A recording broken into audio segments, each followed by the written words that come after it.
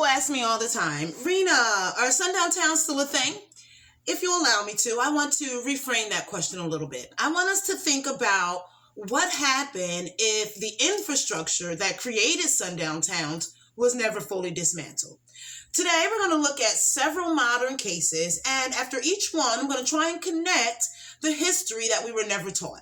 If you're new here, hi, I'm Rena. I'm an educator and an author. I research the infrastructure behind sundown towns.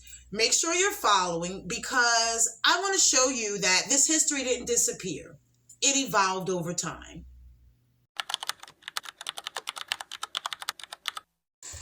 Let's start in St. Paul, Minnesota. You'll find St. Paul throughout my book, No Safety After Dark, the infrastructure behind sundown towns. Depending on when you're watching this, if it's after August 2026, you can purchase a copy of my book right on my website, renafree.com. But listen, this broke my heart. When you hear a mom trying to make sense of losing her son. Hi, my name's Shira Davis, and my son's name's TJ Davis, and I'll tell you about him in a minute. I want to tell Nolan Wells' family my deepest condolence. I'm so sorry about your baby, and I know firsthand. In 2021, August 29th, my son was out with 4 white tee young men. And this is in St. Paul, Minnesota. I get a knock on the door early in the morning, 3 o'clock in the morning, that my son is gone. My son was a swimmer. He had swimming lessons. He was the strongest and the biggest out of all of them. And none of them have talked. None of them have talked to the police. They don't want to. It's going on 5 years. 5. August 29th this year. He would have been 26 years old this year. His father, my son's father, showed me the link yesterday about Nolan Wells. And it was very triggering for both of us because it's like the similar, very similar. But none of my videos about my son went viral. All you creators that I tagged, that I asked, didn't talk about my son. And that hurts. And I'm not taking anything away from Nolan Wells and his family at all.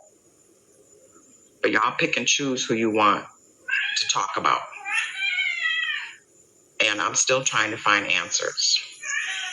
Let's talk about Kendrick Johnson Jr., Miss Jackie, and Mr. Kendrick Sr., 13 years. And they still don't have answers. And I don't see y'all blowing that up either. Do better. I will keep making videos.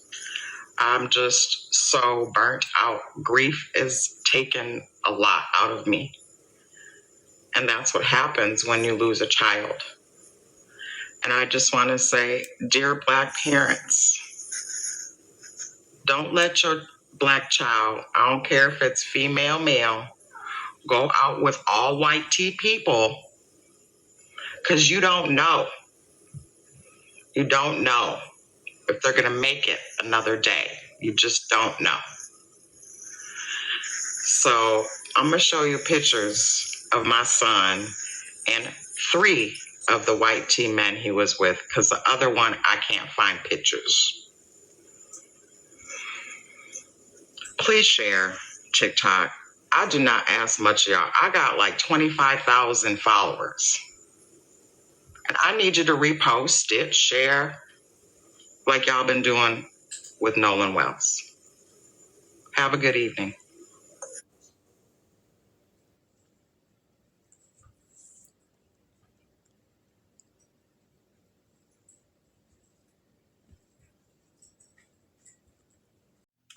Minnesota has a long history of restricted covenants and segregated neighborhoods, racial exclusion. This just didn't happen in the South, y'all.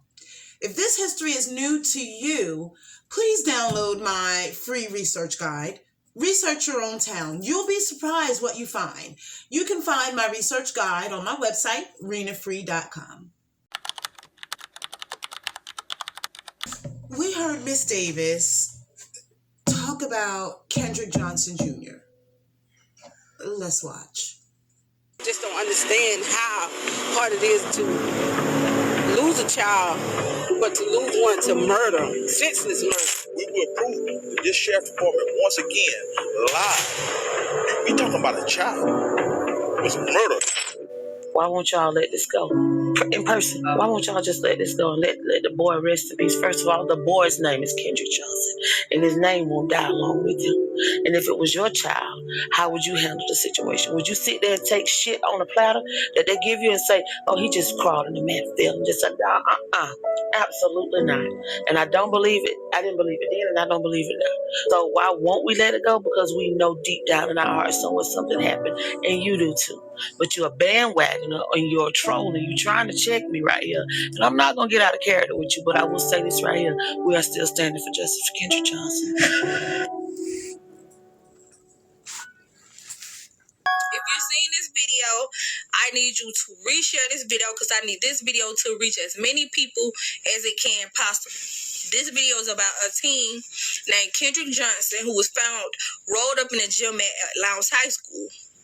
They told us that he fell into a gym mat trying to retrieve a shoe. If you're a person with any kind of sense, you know there's no possible way that a 17-year-old could fall into a gym mat. They never let my mom or any of us identify Kendrick's body on the first day. They let me identify Kendrick through a shoe. They told us lie after lie after lie. 13 years later, we still have no answers. But 13 years later, we're still fighting for justice. I'm the sister of Kendrick Johnson. If you know anything, please get in contact with me or my parents. It's not too late to speak up. It's not too late to tell the truth. All we want is the answers. All we want to know is what truly happened to Kendrick Johnson. We're never going to stop until we get those answers. So what I'm telling you, you guys, whoever had any hand in dealing with this Kendrick Johnson case, you might as well tell the truth. Because we're never going to stop until we get those answers. And until everyone who had a part in covering up Kendrick's murder is behind bars. The story doesn't end there. These families are left with so many questions. History can help give us context, but it doesn't erase responsibility. But it can help us understand why these patterns keep showing up again and again across the country. The infrastructure allowed two systems of justice to be built in this country, and things that are built can last for generations. For some people, Come in Georgia became a national headline in 2018. For historians, though, it was already familiar. And I bet you're a historian and you know the history too. My comments tend to say something like, oh, Lake Lanier, they drowned us out. Hold on, y'all. It was so much worse than that. Forsyth wasn't just prejudice, it was violent. Let's learn the complex story because we owe it to our ancestors. The same place where Tamala took her last breath. Let's learn history.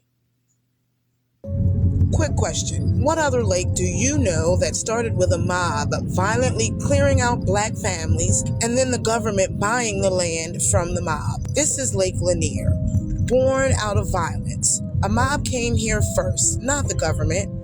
A mob. They terrorized the black families who lived on this land, forced them out, burned them out, ran them out with threats and violence until the community was empty enough for the state to come in and say, oh, look, land. And then the government bought the land from that mob. not the families who built their lives here, not the people who actually owned it. They paid the people who took it. So when people tell stories about Lake Lanier being haunted, I always think the haunting isn't supernatural, it's historical. It's the echo of what was done here, first by white mobs, then sanctioned by the state. You mean to tell me that this woman is coherent enough to stay up until at least 1:40 a.m., tell the person that she's talking to that she's going to go have one last cigarette, and then somehow at 1:57 the door to the deck opens, it never closes, and then Tamla Horsford falls off the deck 14 feet, landing face down under the deck. Pull up a chair. Let's keep chatting. So the next morning, the aunt of the birthday girl who happens to live at the house goes outside because she sees a body laying in the grass. For reference, it is now 7:30 a.m. That body is that of Tamla Horsford. The only person to touch that body is Meyer's boyfriend, Mr. Jose. Please remember him. This man lifts her leg to check for a sign of life, but this man is also a civil servant. He is a county officer. Are we not trained to check the body better? And then 911 is not called until 9 a.m. Forsyth Sheriff County comes in, they do their investigation, and they reach a conclusion rather quickly. That conclusion is, well, this was just a tragic accident. According to the records, Tamla's blood alcohol level is approximately 0.238.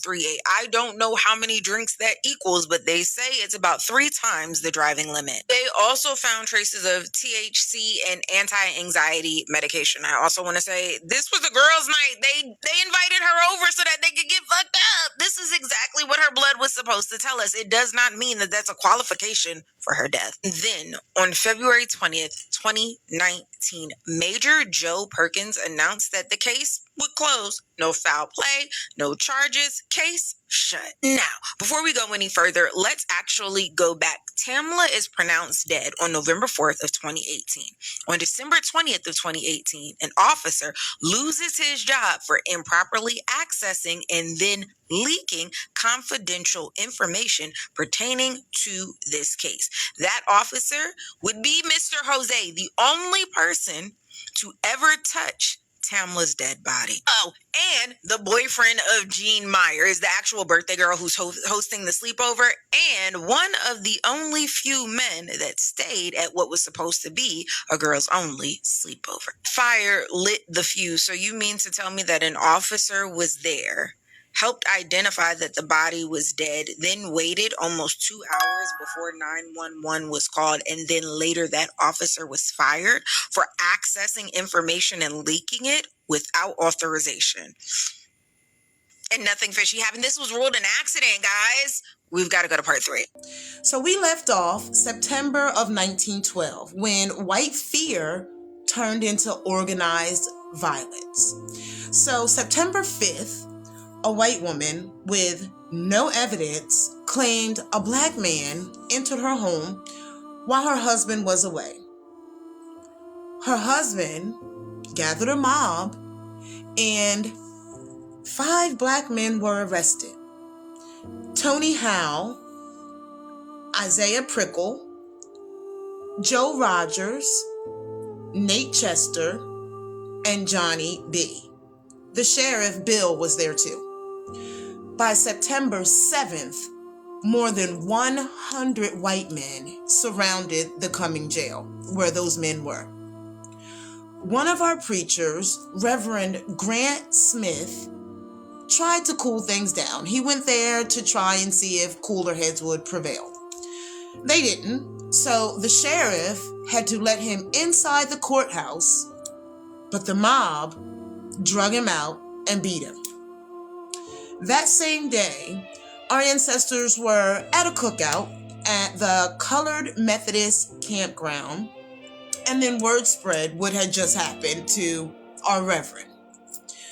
When our people got downtown, there were 500 white people waiting for them, from 100 to 500. Well, the next day, September 8th, an 18-year-old white girl, Miss Crow, she went missing. And on September 9th, she was found and she was unalived. Well, close to the scene was Ernest Knox. He just happened to be nearby. A mob formed, and they took him, and they made him confess.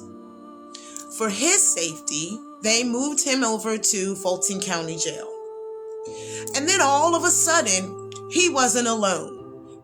So the mob kept going, and they were bloodthirsty, looking for someone to lynch.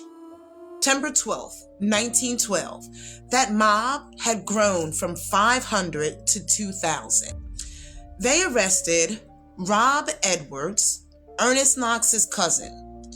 They dragged him out of the Cumming jail, and they lynched him right in the middle of town from a telephone pole. 3 more were arrested. Jane Daniel, her 17-year-old brother, Oscar Daniel, and Ed Collins. They were literally marched back to Cumming to sit in front of an all-white jury. What do you think happened? You shouldn't be surprised. This is a Jim Crow sundown town. On October 3rd and 4th of 1912, Ernest Knox and Oscar Daniel, they were convicted with almost no evidence. And on October 24th, they were lynched in public. That was a message. From then on, our ancestors lived under constant terror. Our homes were burned. They did drive-bys. Our churches were attacked. We were under constant threats of being unalived. So we left.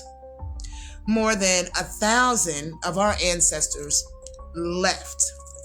We left the land. We left the schools.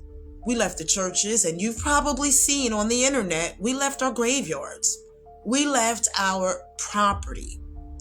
Oscarville, where Ernest Knox and Oscar Daniel came from, was empty. White people moved in. No handshakes, no deeds, no paperwork, no money changing hands. And the government said, okay. And in 1940, through eminent domain, 56,000 acres were seized. This sundown town rule held for 75 more years. We didn't live in Forsyth County for another 75 years. In 1968, some black teenagers were chased away from the lake. In 1987, some peaceful marchers had rocks thrown at them. Oprah Winfrey went there and did some interviews in 1987. They hadn't changed much then. My own father, hi Dad, to this day still warns me to stay away. But I've been, and I'll be back. If you've never heard that story before, that's exactly why I do these videos.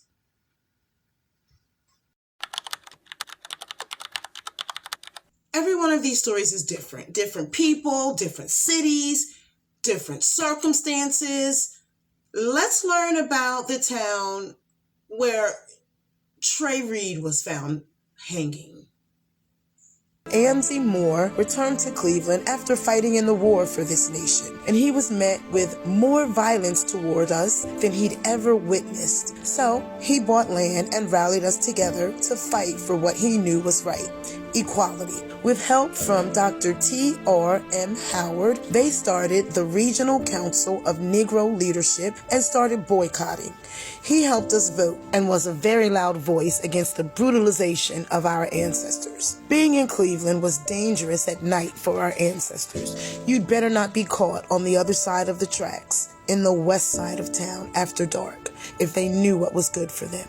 And by the 50s, this area was downright dangerous for our ancestors to step out of line, day or night, in this Jim Crow sundown town. By 1951, one of our loudest local activists was getting too uppity, asking for equality. He and others faced constant threats and intimidation. They would call him at night and threaten to blow his house up. Well, in 1951, they did it. Mr. Amzie Moore's home was bombed. In a nearby town on August 28th, 1955 was the last time Emmett Till was seen alive, and our ancestor Amzie Moore was on the forefront for justice in that case. We were sick and tired of the injustice, and we wouldn't stand for it anymore down in this Delta town. Well, the white people in this county had had about enough of our ancestors trying to force equality, and about 30 miles from Cleveland, the Citizens Council was born.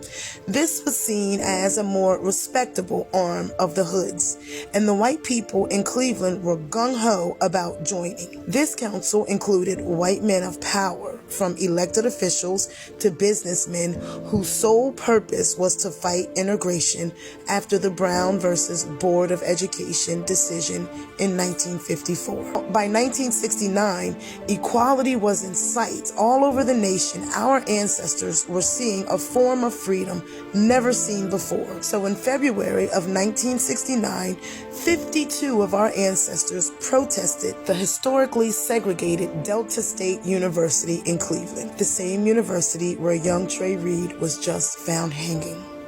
They did a sit-in in front of the university president's office to demand equal treatment on campus, but they were met with dogs and arrests. This campus has never been a safe place for us. Later, the same year, 1969, the federal courts ordered that Cleveland schools finally integrate. Over 1,000 white people protested and threatened our families. Cleveland was the last school in our entire nation to integrate. His name is Trey Reed, but to be real, his circumstances of giving more Raynard Jackson, Nick Naylor, Roy Veal, or Javion McGee, each of them black men who were found hanging from trees where the official reports ruled out foul play. But with a history like ours in America, we know better than to let our personal investigation stop at what the report may say. Trey Reed was found hanging in the middle of Delta State University, located in Cleveland, Mississippi. And after reading the initial headline, a whole lot ain't sit right with me. Now, according to the Equal Justice Initiative, Mississippi has had at least 656 reported lynchings. Almost like every black body had a bounty, and there have been at least 13 reported lynchings in Bolivar County alone. There is a well-documented history of racial violence in the area, and if you add on the current climate that we're in the latest unrest and hysteria, to me, it just shows this is the same old America. Anyone who knows our history can understand why we've met reports like Trey Reed's with uncertainty or just called out the absurdities. The timing of Trey's death is literally amplified even more since threats of violence were literally made to historically black colleges and universities just the other day. And some might say it's a stretch, but to put things quite bluntly, given America's bloodlust, I don't put a damn thing past any of the states that make up this country. Within the last 20 years, there have been too many instances of black people losing their lives like this, and there have been too many similarities. We're living in trying times, so we need solidarity. We need to protect one another by any means necessary in the midst of this political polarity. So I pray justice for Trey Reed and peace for his friends and family, and that this investigation has plenty of transparency and brings a whole lot of clarity. Now, let's ask ourselves, from the stories today, how many of these communities inherited systems that were originally set up to say where we could safely exist? When we treat these stories as isolated tragedies, you know what I say. I say we miss the larger pattern. I make these videos because history is able to give us that larger timeline. The names change, the decades change, but the infrastructure remained. If we want different outcomes, we have to understand what was built in the first place. So let's continue to learn together. Make sure you're following so you don't miss the history that they're trying to keep hidden. If this is important to you, like it is to me, and you're ready to have these conversations, let's let America know. Sign my petition. It'll be linked below.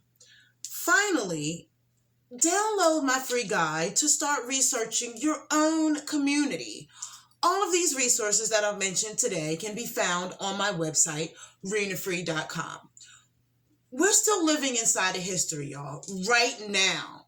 And these cases, they make us look at this uncomfortable truth that the infrastructure of terror and violence is evolving. So, until next time, let's learn history.